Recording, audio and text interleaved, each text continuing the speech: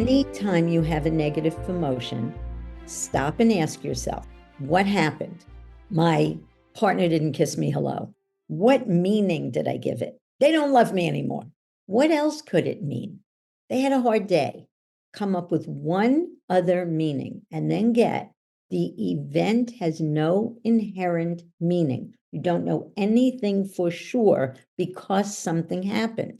Meaning is what we attach to it, right? People always say to me, well, the events only have the meaning I give it. No, they don't. The events don't have meaning. The meaning is still in your mind. So it has that meaning for you, but the events don't have the meaning.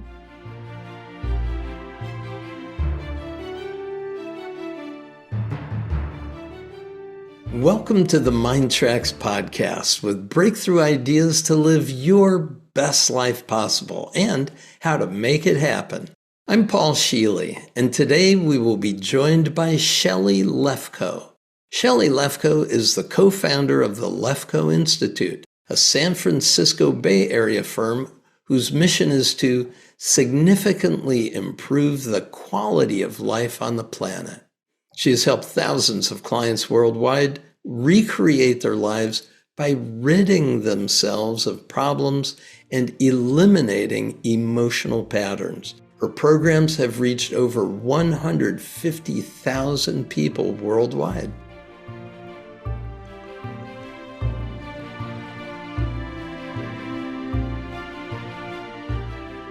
Hello, Shelly. Good to be with you. Thanks for joining the podcast. Oh, it is my pleasure. It is so wonderful to be with you. Oh, we have had quite a history of being together through the years, certainly with the Transformational Leadership Council and all the time with you and your beautiful husband, Morty, that we've had dinners together and hung out. And I'll never forget, I was introduced to the work that we're going to be sharing here by Morty when he showed up for the first time at a TLC meeting. So 20 years ago. Yeah, how about that? And, I want to say I really love your book, Hitting the Wall. Great. It's so easy to follow. Everybody absolutely needs to have this as a part of the way they think about their lives and creating the benefits and changes that they want. And to that point, you work with people to really help make changes so that we can all live into our full expression and into the dreams that we have for our lives. And it's really based on the idea of belief. So before we get into the details of it, let's just take a moment to define in your model of the world, what is a belief or what are beliefs? Yeah. I love that question. And thank you for how beautifully you spoke to what my life is about, having people live as their free expressions and living into their dreams. That was beautiful. So I love the question, Paul, because I read a lot about people who talk about beliefs. 20 years ago, 35 years ago, when we created this, when Morty created this process, people used to say, you mean religious beliefs? What do you mean beliefs? And so a lot of people confuse beliefs and patterns. So they say, I have a belief that I'm a procrastinator. Procrastinating is a pattern. So a belief is a statement about reality that we hold as the truth. A pattern is observable. A belief is not. So a pattern is what you actually want to change. Nobody cares about eliminating beliefs. That's a means to an end. What you care about is getting rid of procrastination, or I can't speak up for myself, or I stay in crappy relationships, or I don't go for it in life, whatever going for it would look like, whether it's in the area of relationships or the area of career. We kind of settle, we kind of stop really playing life full out. And so what my work is about getting rid of the mostly unconscious beliefs that keep us from being our full expression of ourselves. So beliefs are keeping us in the patterns? Yes. Well, beliefs actually cause the patterns. Okay, good. So a pattern, whatever your pattern, there are behavioral patterns and emotional patterns. So an emotional pattern would be, I have anxiety or depression. I worry about things. That's an emotional pattern. A behavioral pattern is I do something I don't want to do, or I don't do something I want to do, or I have something I don't want to have, or I don't want to have something I have. So those are behavioral patterns. Okay. Underlying those patterns are these beliefs.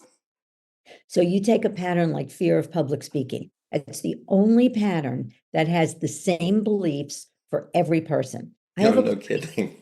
I swear to God, I have a client in Saudi Arabia. I have a client in Uganda. If they have a fear of public speaking, it's the same 11 beliefs and conditioning. Wow. So.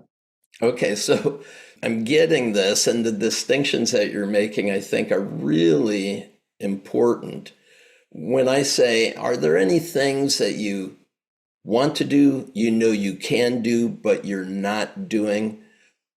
What's behind that not doing is what I call a disorienting dilemma, where part of me wants to and part of me doesn't.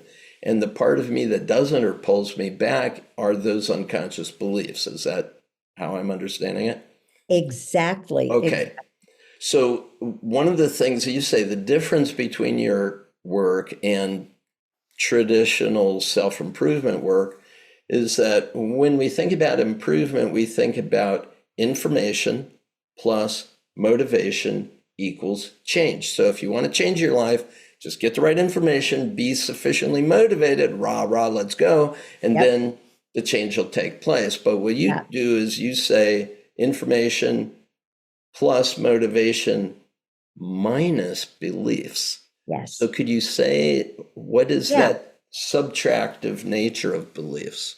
Yeah, it's so interesting. I just did a little kind of workshop with Jim Quick last week, and I asked the people, it was a 30 people mastermind group, and I asked them, and they were high level people, right? People who are pretty successful.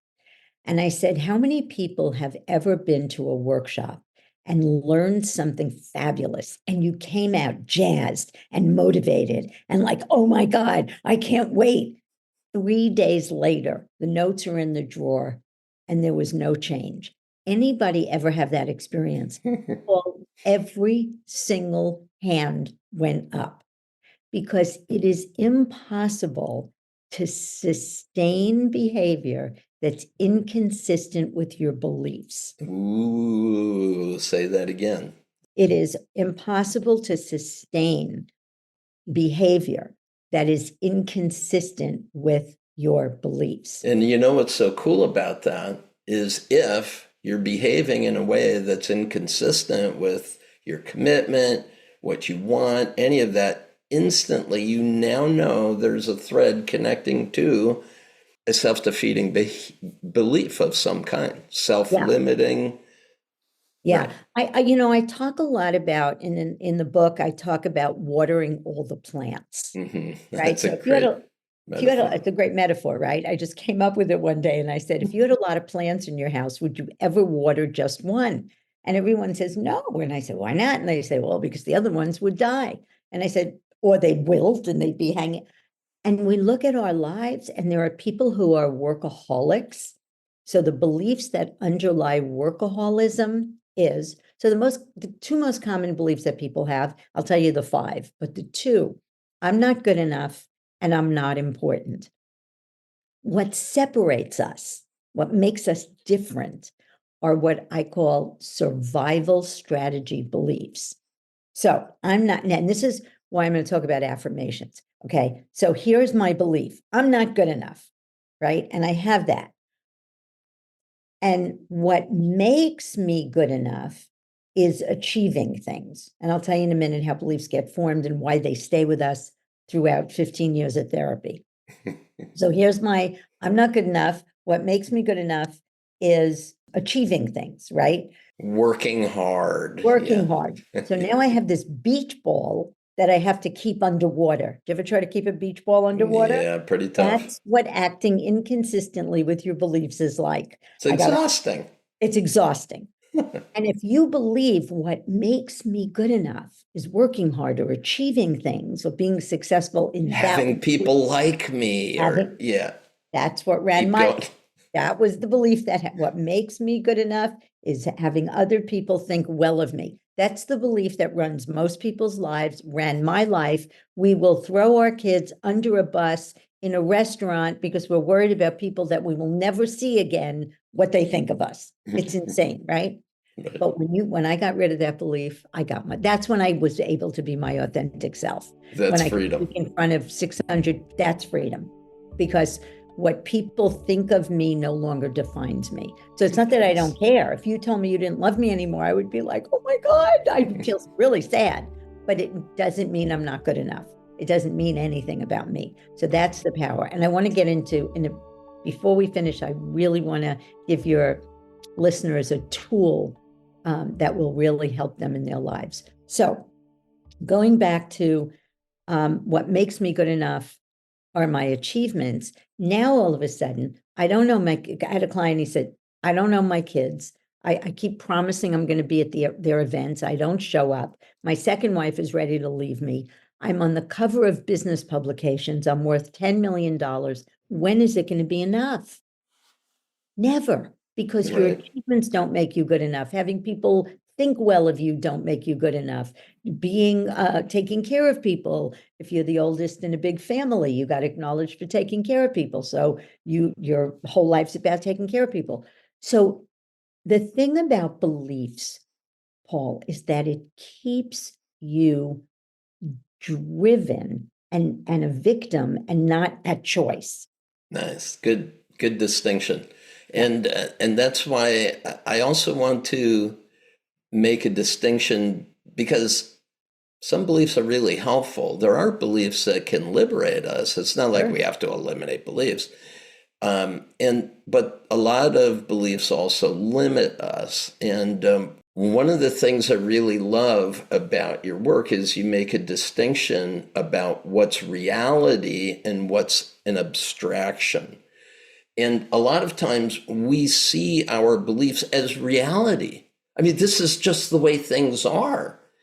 And until we shift our meaning making, how we're making meaning of our lives, well, of course I can't go to my kid's performance. Of course I can't give my wife the time she wants. I'm too busy. I'm an important person. I'm on the cover of the magazine, right? So how does someone begin to distinguish a difference between what's real and what's just an abstract idea that's become a belief that's running our lives? Yeah. So the secret sauce to my work is, so I'll make an assertion. You cannot, it isn't, so I don't want to use a double negative. It's impossible to not believe something you think you saw. Okay.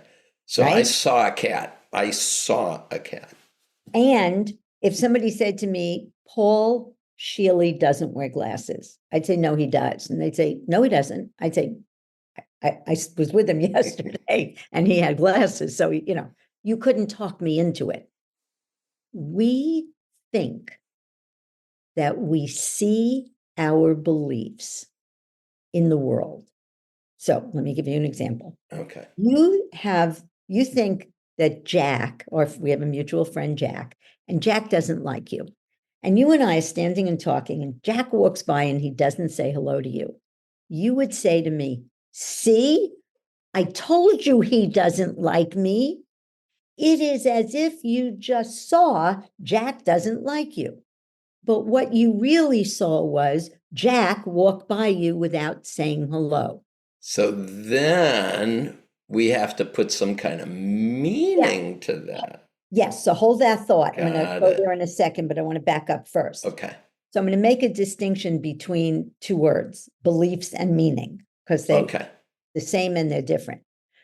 So when you come into, so first of all, anything you could see has a color, shape, and location. Okay. My water bottle has a color, shape, and location. And you look, and everybody listening, look around. Anything you can see has a color, shape, and location, right? You cannot see a belief That's why I said you could see a pattern. I can see you procrastinate. I can see you not speak up for yourself. I could see you be anxious or depressed, but you cannot see I'm not good enough, or life is hard, or I'll never get what I want, or I don't matter, or money is scarce and hard to get. You cannot see beliefs. Nice. When I take people back, right? So we come into this world as a little ball of consciousness, and we don't know anything about ourselves, life, people, or the world. And we show up in this little world. It's like, the elephant story. Depending on where you touch the elephant, that's what you think an elephant is. Yeah. Well, we come into this world, and there's a mother and a mother, a mother and a father, a single mother, whatever your family structure was. And every child, now you have children, but you have grandchildren. And when your grandchildren see your children, they run to them. And I ask people, Paul, in every country around the world, literally, what does your child do when you walk in the house? And they say, they run to me. And I say, what do they want? They want three things: affection, and I love that it's alliterated: affection, attention, and acknowledgement. Every child alive wants those three things. I think every adult alive would really appreciate those too. So now I ask, what is the one word question that every child asks all day long? Why? Why? And people who don't have children answer that. Why can't I live up to my parents' expectations? Why are they criticizing me? Oh, I see. I'm not good enough. Why is my father working all the time and my mother's never home? Why are they looking at their iPhones while they're talking to me? Why did they get a divorce? Oh, that's right. Why did they get a divorce? It's me. Relationships don't work, or it's my fault, or Exactly. I'm bad. I'm not good enough. If you ignore your kid, I'm not important. If you don't give him kisses and hugs, I'm not lovable. If you're complaining and, oh God, we can't pay the bills, they think they're seeing life is hard, money is scarce and hard to get. And so these beliefs stay with us throughout our whole lives because we think we saw them. So the first response is, ouch. And the second response is, I'm so glad you figured out how to shift that. How to get rid of them. Exactly. Now, now I'll go to the next thing you said. I'm going to make a distinction, okay? I'm going to make a bunch of distinctions, but let me start with this one. Beliefs get formed in the past. Meaning gets formed in the moment. Oh, you know what? I got to stop you for a sec, because I was familiar with your work when Morty introduced it to me. And I remember him calling me up and said, Paul, there's this next thing about occurrence. Yes. And when he started speaking about it, I just went, oh, yes.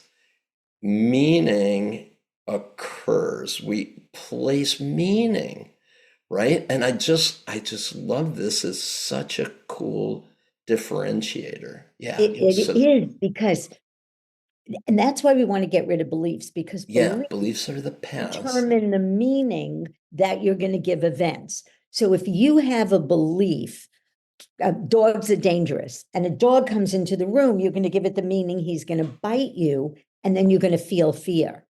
So, second distinction, all of our feelings come from the meaning we give events. Okay, all feelings. All feelings, all emotions come from the meaning we give events. So, man is walking down the street, walks past you. It has no meaning. What are you going to feel?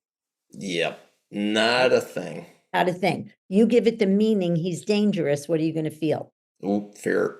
You give it the meaning he'll protect me. What are you going to feel? I want to be around this guy. You feel safe, right? Right. So it's the meaning that you give events that determine your emotions. And you're going to finish a thought there. I have an important story that will amplify this. So go ahead, finish that. Perfect. So Now, here's the, okay, so everybody just breathe, and I'm going to say something and I'm going to explain it so you don't get really upset.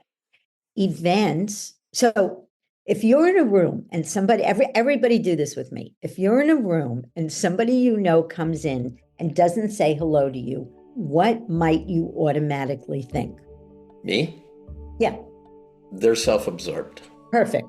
Now, everybody listening said they're rude, they didn't see me, they don't like me, I did something wrong. Where did all of those meanings come from? Beliefs. Yes, ultimately, but the meaning comes from your mind. Yeah. Okay? They don't like me. It's going to be a bad day. That comes from your mind, right? Yeah, that's why all of our suffering is created by exactly. mind. So no one cares, right? So if meaning is in your mind, in your head, do events have inherent meaning? Not at all. No. Another way of saying that is, it's not that they don't matter, it's not that they don't have consequences, but events have no inherent meaning. In other words, we don't know anything for sure because something happened. Mm-hmm. That's what no meaning implies. My husband died. Paul knows he was the most exquisite human being. We had an amazing marriage. I was devastated when he died. Yeah, everybody knew he was an exquisite human being, right? And the fact that he died doesn't mean, and here are some of the meanings I gave it, I'm going to starve to death. I don't know how to run a business. I didn't know the difference between a P&L and a balance sheet. I'm going to starve to death. Well, maybe I'll never be happy again. I'm never going to love again. No one's going to want me. So the events have no meaning. We don't know anything for sure because something happens. Now, you tell me your story, and then I'll tell you how to get rid of any negative emotion in 1 minute.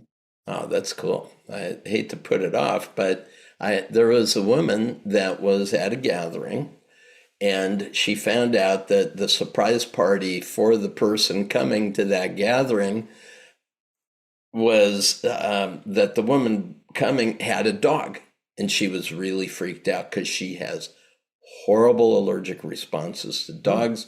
She has gone anaphylactic, and she's been hospitalized, and she was going on about this. I looked at her and I said, do you remember when that first happened?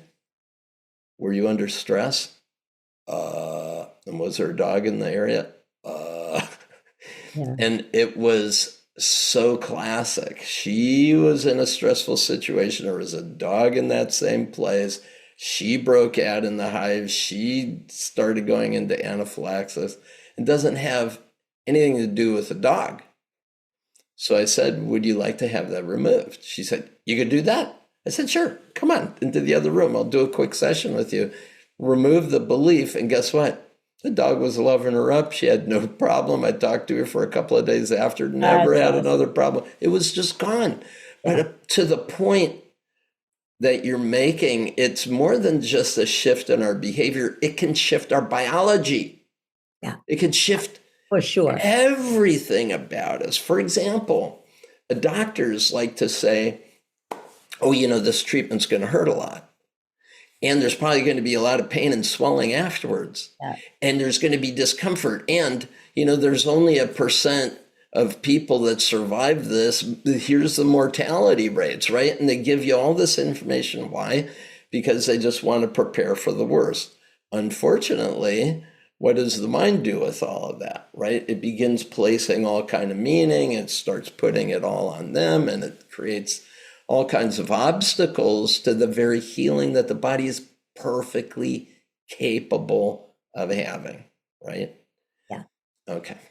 Yeah. And that's why doctors very rarely now will say you have 3 months to live. Right. They don't do it anymore because guess what? If you believe that's true. So again, beliefs get formed in the past. Beliefs, you have to go through not have to, but the way I get rid of beliefs as you go through a process, but you can get rid of an emotion in a moment. Anytime you have a negative emotion, stop and ask yourself. I'm going to give you 2 ways to do it. My way, I mean, there's 6 ways. We have a course where we teach this. It's called the Occurring Course. What happened?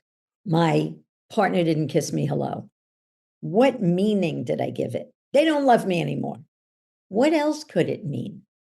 They had a hard day. Come up with one other meaning and then get the event has no inherent meaning. You don't know anything for sure because something happened, right? Okay, so we start with whatever feeling is going on. Yes. We notice what the interpretation is. We come up with some alternative interpretations. Yeah, first the event. And you asked me before, what's the difference between, what you can see, what's real? What's an abstraction and what's reality? Right, an event is real. Okay. Somebody walked by and didn't say hello. You can see that. That's real. My husband died. That's real. That's reality, right? Meaning is what we attach to it, right? People always say to me, well, the events only have the meaning I give it. No, they don't. The events don't have meaning. The meaning you give it is still in your mind. So it has that meaning for you, but the events don't have the meaning. Oh, good. I love that. Yeah, a really good distinction. Okay. Yeah. So we have a feeling. We think about the event that occurred just before the feeling. We recognize what meaning we assign to it, that it's okay. And we think of alternative interpretations. Yeah, just one. So you see, it's not the truth, and it you shift how you look at it, and then get the second way, Morty's way, which when you're very smart like you and my husband, you can do it this way. What happened? The big sale didn't come through. What meaning did I give it? My business is going to go under. Just stop and get. My business is going to go under is in your mind. It's not in the events. Nice. And just make that distinction. And that's all you have to do. And the wonderful thing about recognizing this, it brings me back to the work that my teacher, Arnold Patton, who I started studying with in the early 80s, he ended up being a coach of mine, worked with me for 1.5 years. And what he kept saying was, you can have it all based on your beliefs. And so every time I would come up with a self-limiting belief, he would whack me with a very simple statement, which was, if that's what you believe. That's great. Because then I get to see that I'm actually creating the result I'm living. Yeah. Because it's consistent with the beliefs that I'm holding. So really, we're looking at shifting these kinds of beliefs. Not shifting. I don't use the word shifting. I use the word eliminating. Eliminate. Okay. I also just want to make a quick distinction because I know you'll love this because I know you so well. You made a statement at the beginning, which I think is accurate. You have beliefs that work for you. Richard Branson might have the belief there's no amount of money you can't have. There are beliefs, I have a belief that I don't catch things. My mother always told me that. So I don't get the flu. I didn't get COVID. I just don't catch things, right? We don't have allergies and we don't get depressed. Those were things my mother told me. And I just believe her, right?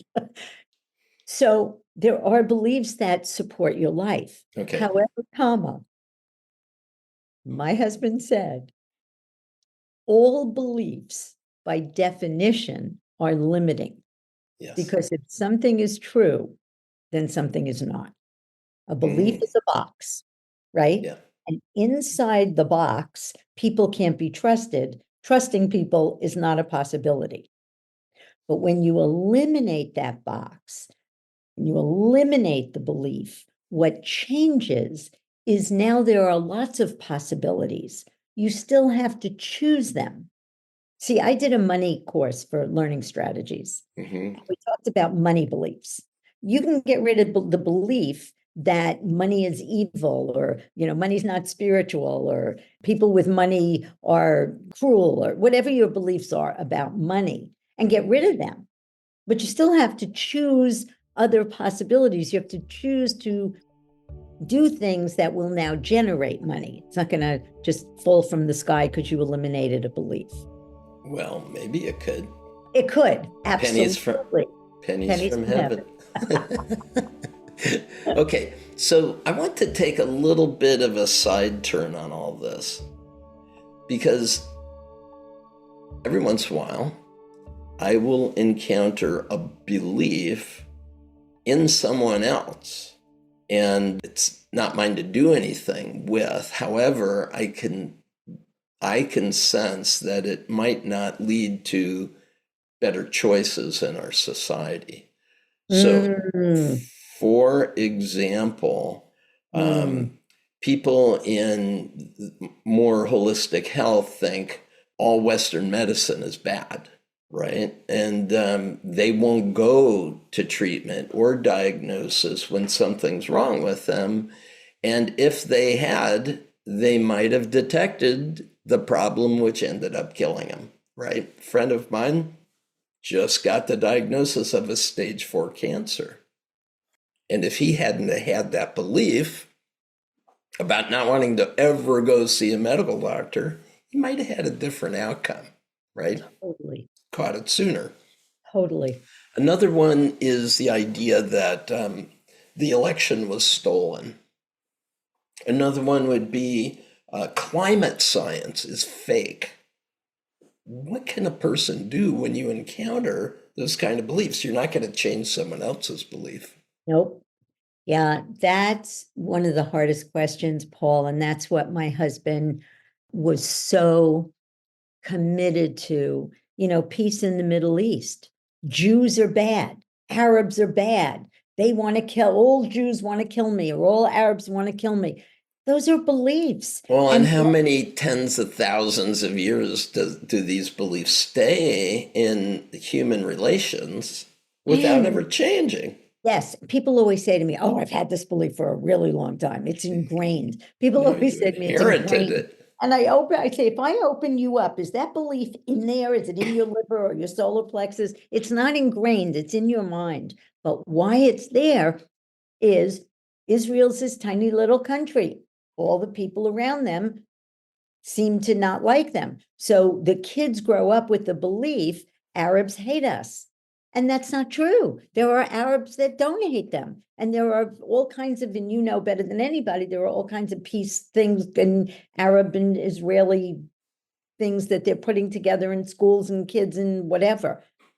So I don't know the answer.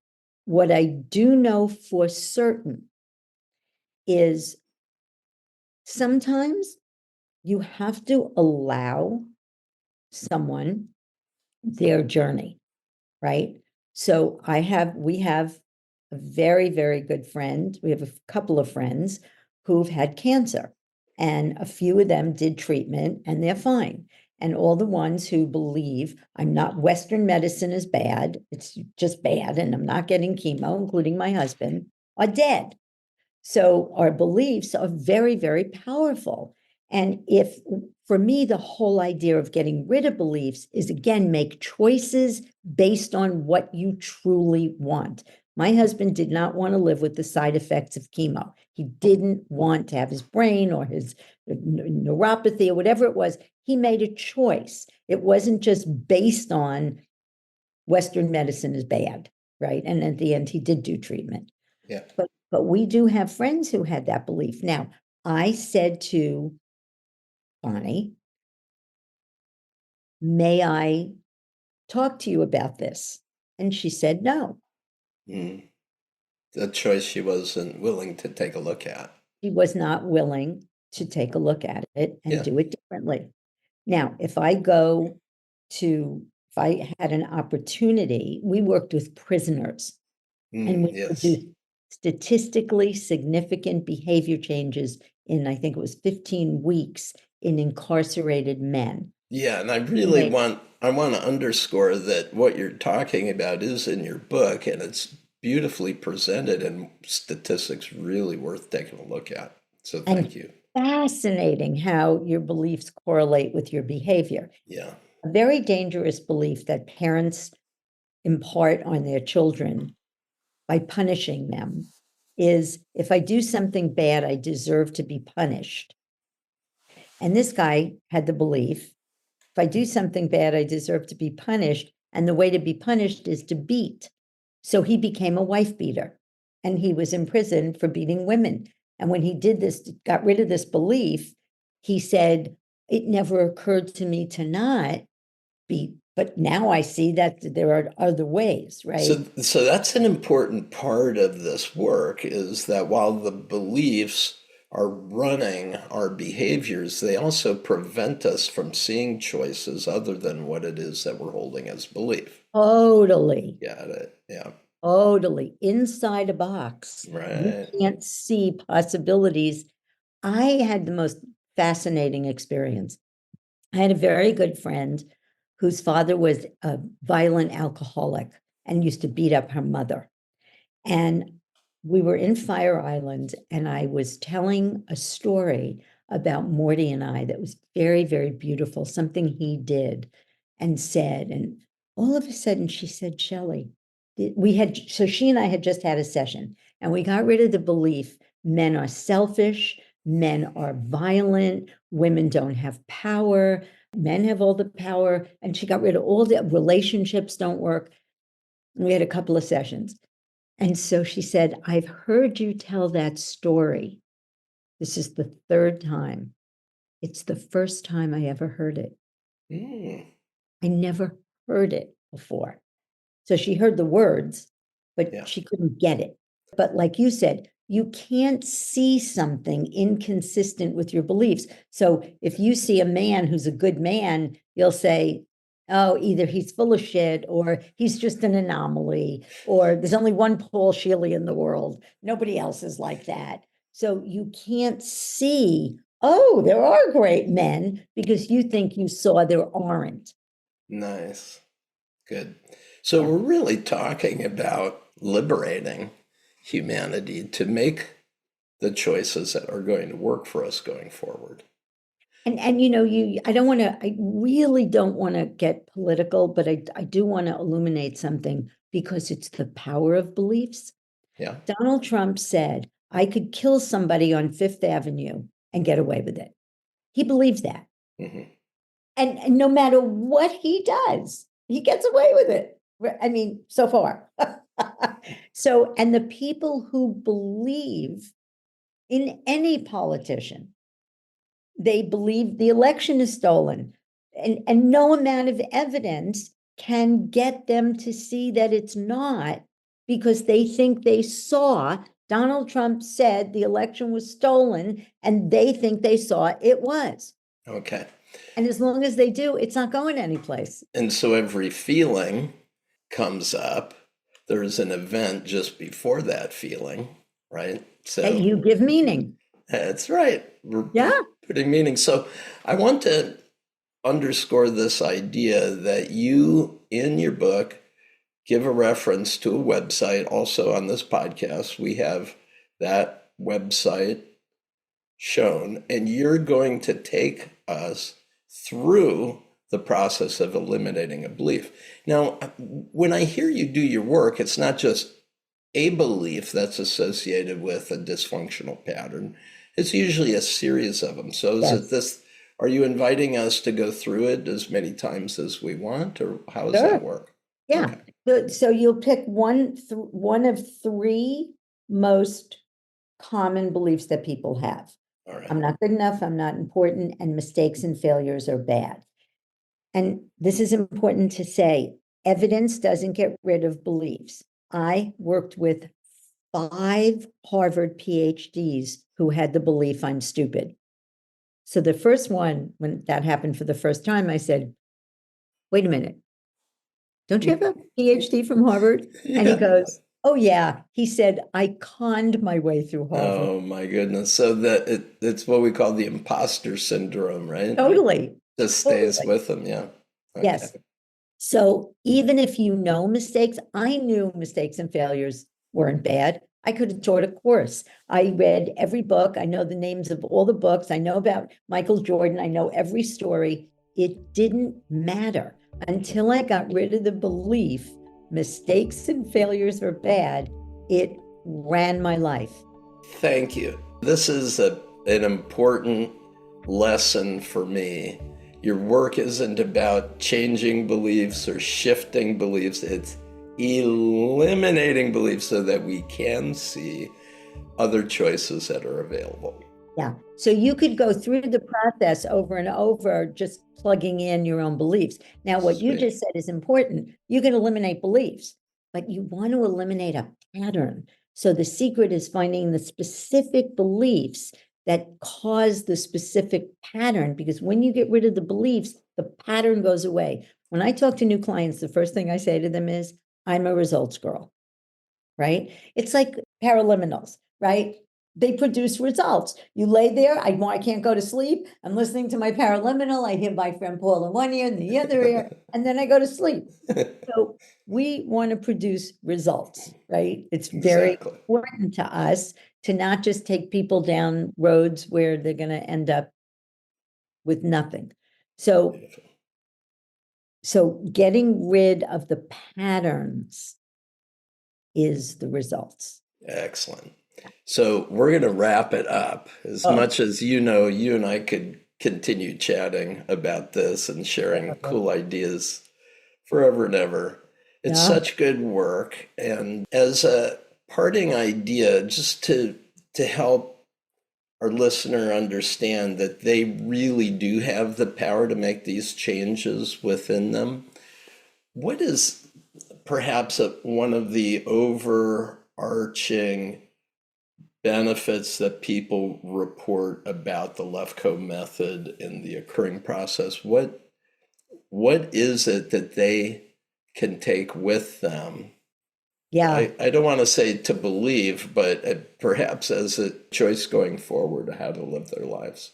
Yeah. Well, there's three answers to that. When you get rid of beliefs, so when I got rid of the belief, what makes me good enough is having other people think well of me. I could live my authentic self. I could wear the kind of outfit I want to wear without worrying, what's this one going to say? And what's that one going to think? And I can put out a video and know somebody may not like it. Or, there are people who love me because I say to them, you want to talk? Go to therapy. You don't talk here. And my clients love that. There are people who wouldn't work with me if I paid them, right?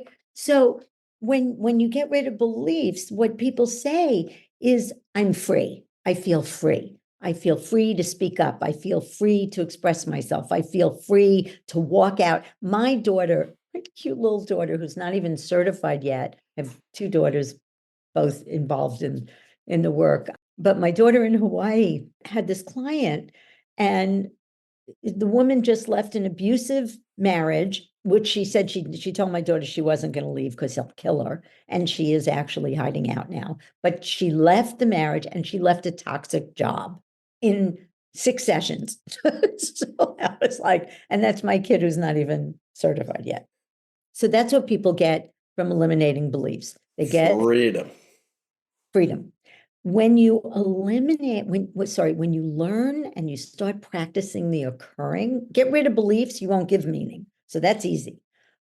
However, things happen to us all day long. When people do the occurring course, Paul, they come out like gurus. And what I say I got from the occurring is, no one can make me feel anything. You can't make me angry. You can't make me screaming. So my father and my brother used to say things to me like, you're an idiot. You don't know what you're talking about. And I would get defensive. You can't talk to me like that. And blah, blah, blah. And so they owned me. They could press my buttons, right? I was a little victim. Now they could say anything they want. And when I got rid of the belief, what makes me good enough is having other people think well of me, I don't need their approval anymore. So it's like me watching a puppet show. Oh, they just called me stupid. Oh, isn't that interesting? But it has no meaning because the belief went away. I don't give meaning. And now I'm free. People say, I don't fight with my spouse anymore. I don't care. I'm not afraid of my boss anymore. Because when you stop, you can't stop giving meaning. We're meaning making machines, but you can dissolve the meaning that you give. That's another distinction. I have led the course 28 times, so I don't give a lot of meaning. But for most of us, we want to dissolve the meaning that we give, and then you're free. You have the power. Nobody can get you anymore. And I love not being a victim. That's the best. Yeah. And then there's something we haven't talked about yet, which I'll say in 1 minute. At the end of every session, I say to people, where did that belief come from, or those beliefs? And because we eliminate a bunch in a session, I made them up. Oh, I create my beliefs. I'm not good enough. I'm not important. I have a hard life is hard. I am these beliefs. Then you go, no, you created these beliefs. But notice your life is consistent with your beliefs. So if you create your beliefs and your beliefs create your life, what does that make you? And they say, I'm the creator of my life. Right on. And then I have them close their eyes and see, you come into this world as a little ball of consciousness. Before you create any distinctions about yourself, life, or people, do any exist? No. In that space, what's possible? What limitations do you have in that space? Right. And you get none. Beautiful. So what you get from that is you are limitless possibility, and you created a creation called Paul and Shelly who have limitations, but you created them. Gorgeous. Yay, applause all around. Drop the mic, walk off the stage. Thank you so much, Shelly. This is beautiful. I think you've packed it all in there. Thanks so much. Yay! Really appreciate you. Oh, thank you for having me, honey. I love you so much. Peace and blessings. Yeah. Mwah.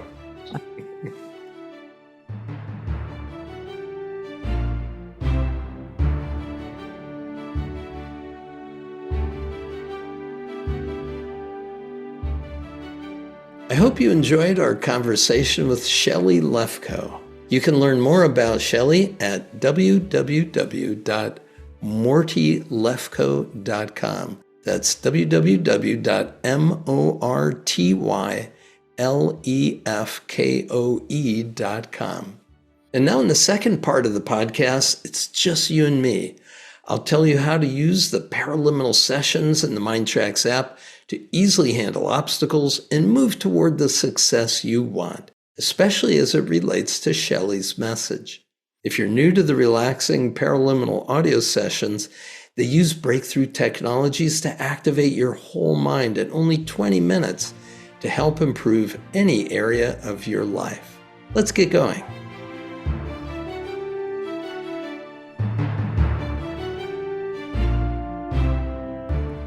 Hi, and welcome to this follow-on to my conversation with Shelly Lefkoe, where we were exploring the idea of eliminating beliefs, not just changing beliefs and shifting beliefs, which is how I had mentally thought of it, but actually eliminating beliefs, because then you get to really recognize that from a place of freedom, you can choose your way forward. You're not limited to the beliefs that have held you back from the expression of your life that you always have been meant to have.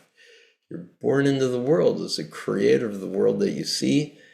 Here's your opportunity to really live into that.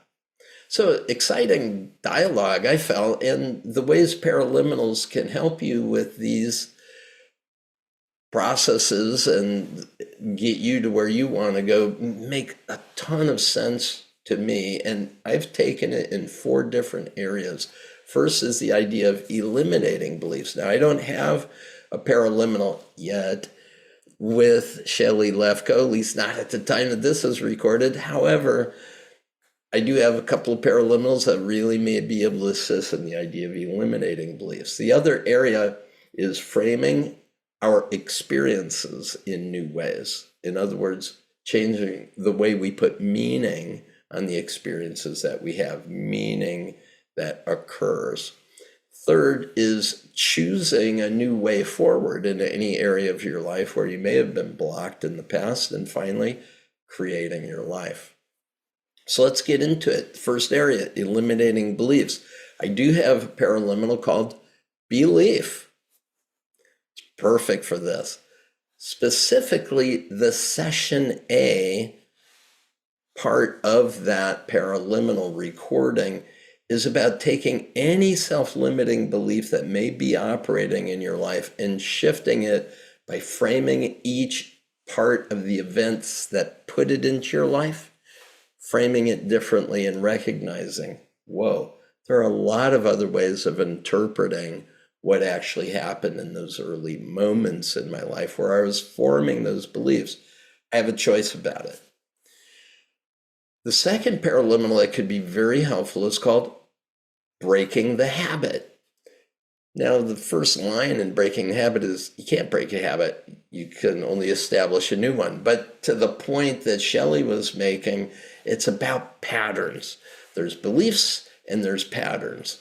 And our beliefs support the patterns that we have been engaging in. If you want to break the habit of any pattern, you have the ability to do that. So that paraliminal will take you step by step, in a way, producing a new behavioral repertoire, a new set of behaviors you could engage in, choices you can make to create the life that you're going for. Very powerful one. The second area is the area I called framing our experiences in new ways, because whatever frame we put around an experience becomes, in essence, meaning that holds a belief in place.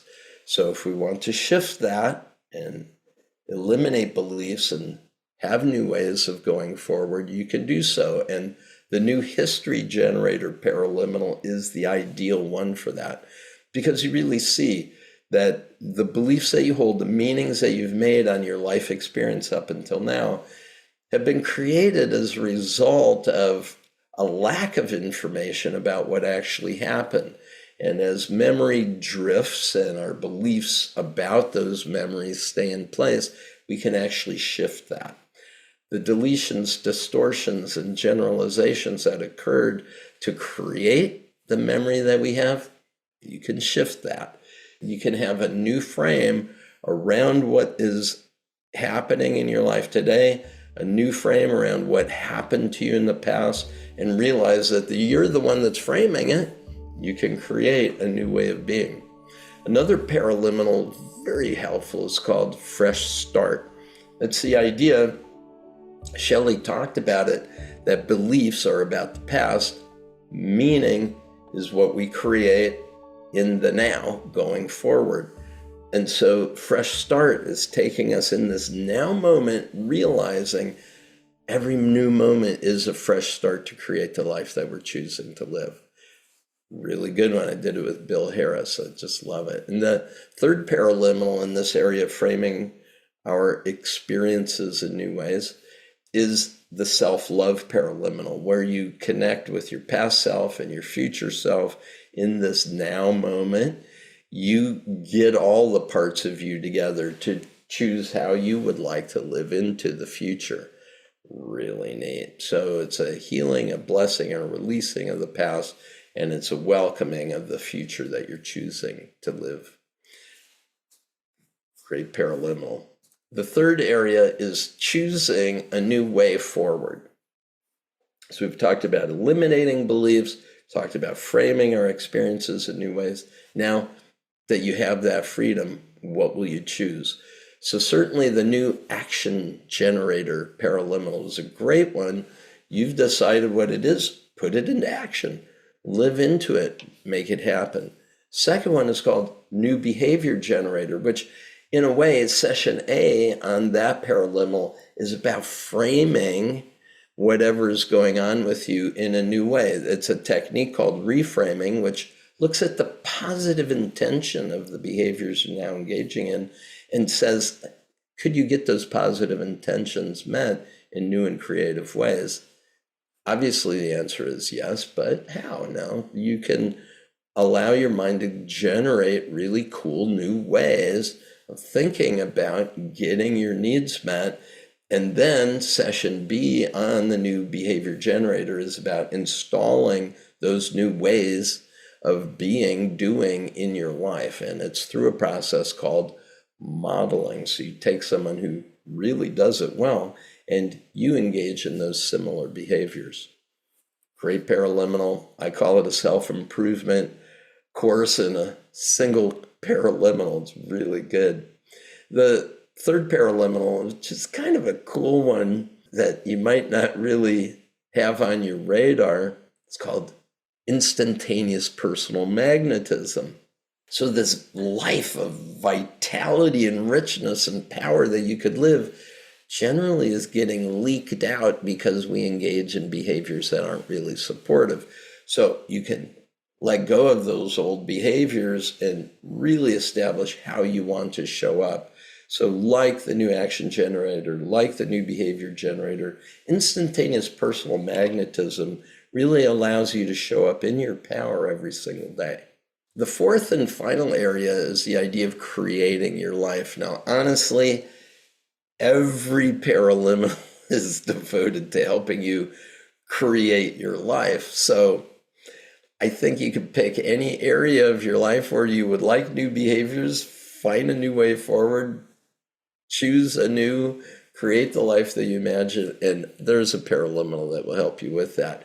Because paraliminals are helping you gain access to resources that are here. And because you are the creator of your life, get access to those resources and start creating it. That said, the top of the list of paraliminals in this area would be prosperity, because it really helps you remember the universe is abundant. You have access to that abundance. Use prosperity paraliminal to create your life as you want. The second one, and again, this one might not be on your radar, it's called Youthful Vitality. Youthful Vitality. Basically, it's created using a science called neoteny, which is the science of the retention of juvenile characteristics into adulthood. In other words, what is a childlike curiosity, right? What is a childlike joyfulness to live each day? And so I think there's 13 different qualities that you can choose from in order to help you create the life that you want, resources that you might not have been getting access to, which will really help you take the next steps forward. So Youthful Vitality, if you've never heard it, check it out. And remember the little case card that goes with it, the little manual that attends it will describe all of these qualities and how you could use them. So check that out as well as you're listening to the Youthful Vitality Paraliminal. Well, that's it. Eliminate beliefs that don't serve you and choose the life that you want to live. It's a pleasure working with you. Enjoy paraliminal technology on your MINDTRX app. And we'll see you again soon.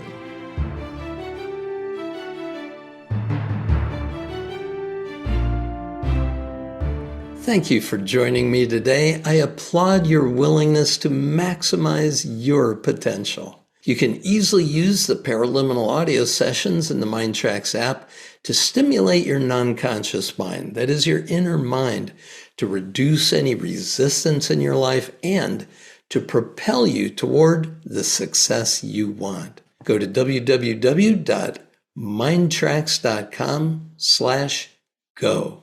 These amazing audio tools have helped millions, and I encourage you to bring them into your world today. Be sure to be back for more episodes of the MINDTRX Podcast. You'll find insightful conversations with authors, experts, and thought leaders, all devoted to improving your life's experience. Thank you again for being here on our MINDTRX Podcast.